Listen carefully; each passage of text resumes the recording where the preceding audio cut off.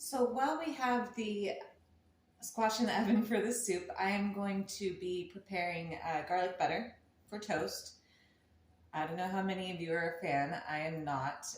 You know that store-bought garlic bread that's actually made with French bread and instead of sourdough, it has fake butter, also known as margarine.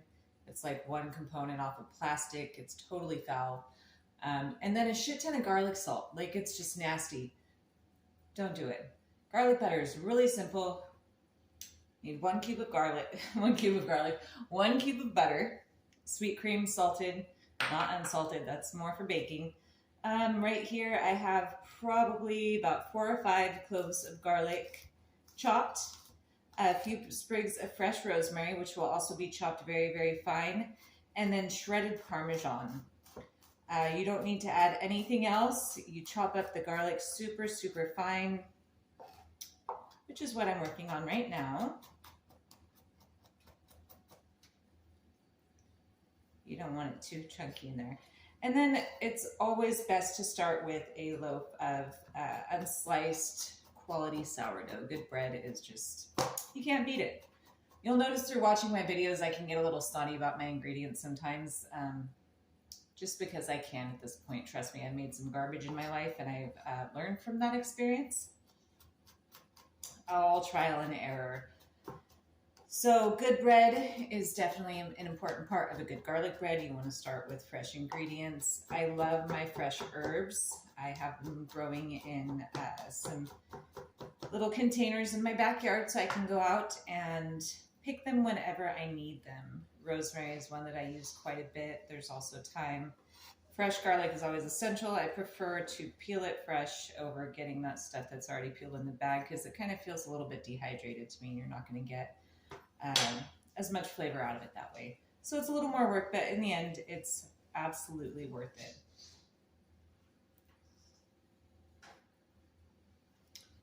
You take your rosemary off the stem, chop it up super fine.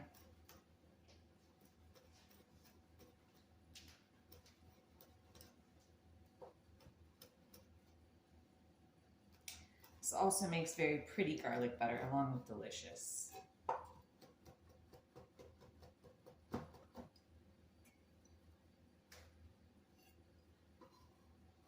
You can put as much or as little rosemary as you want. It's actually not even a necessary ingredient.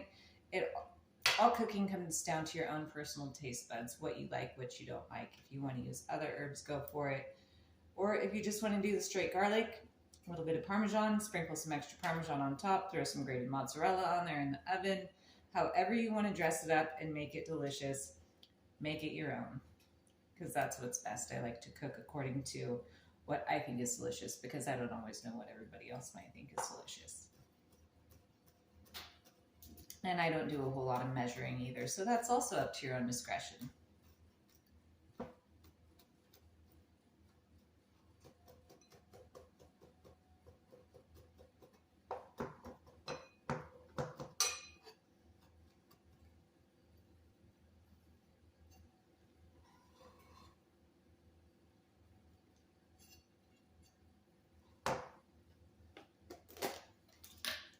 Sprinkle some Parmesan in the bowl with the butter and the garlic and the rosemary.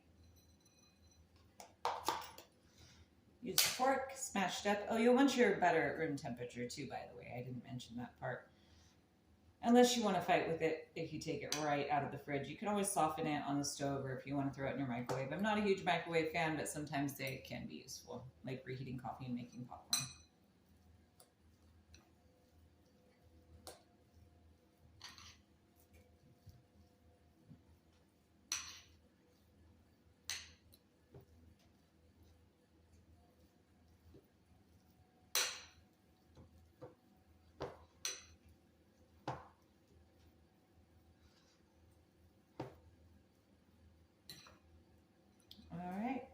Probably mix it some more, but there it is. If you can see it, there's kind of a little glare from the light in your face.